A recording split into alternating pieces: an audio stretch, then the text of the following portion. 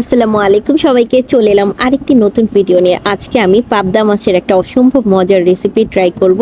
আর এর জন্য প্রথমে প্যানটা গরম করে নিয়ে আমি মাছে সামান্য পরিমাণ হলুদ আর লবণ মেখে হালকা করে ভেজে নিচ্ছি। অনেকে আছে পাবদা মাছ ভেজে খায় না, কিন্তু আমি আসলে সবসময় পাবদা মাছ ভেজেই খাই, কারণ আমার কাছে একটা ব্যাড স্মেল লাগে। এর জন্য আমি হালকা করে একটু ভেজেই নিই। তারপর সেই সেম তেলের মধ্যে আমি দিয়ে দিলাম পেঁয়াজ কুচি। পেঁয়াজটাকেও আমি একটু ভেজে নিচ্ছি। এটাকে একদম বেরেস্তা করব না, একটু হালকা বাদামি করেই ভেজে নেব, যাতে পেঁয়াজটা নরম হয়ে যায়। তারপর নরম হতে হতে পরে আমি একটু পানি অ্যাড করে দিব, যে পেঁয়াজটা আমি আর কষাবো না। এরপর আমি পেঁয়াজ, কাঁচামরিচ এবং সরিষা বাটা, আদা রসুন পেস্ট, হলুদের গুঁড়ো, মরিচের গুঁড়ো, ধনে গুঁড়ো দিয়ে আমি মশলাটাকে খুব ভালো করে কষিয়ে দিচ্ছি। তো এতক্ষণ নিশ্চয়ই বুঝে গিয়েছেন আমি আজকে সর্ষে পাবদা ট্রাই করছি।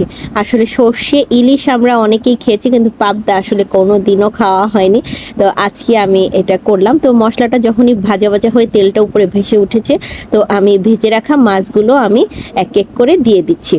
দেওয়ার পর আমি এখানে সামান্য পরিমাণ পানি অ্যাড করে দিব, একদম সামান্য, কারণ আমার এই ঝোলটা থাকবে মাখো মাখো। আর আমি ঝালের জন্য দিয়ে দিলাম 2টো কাঁচামরিচ, কারণ অলরেডি আমি কিন্তু কাঁচামরিচ বাটা, লাল মরিচের গুঁড়ো সবই ইউজ করেছি।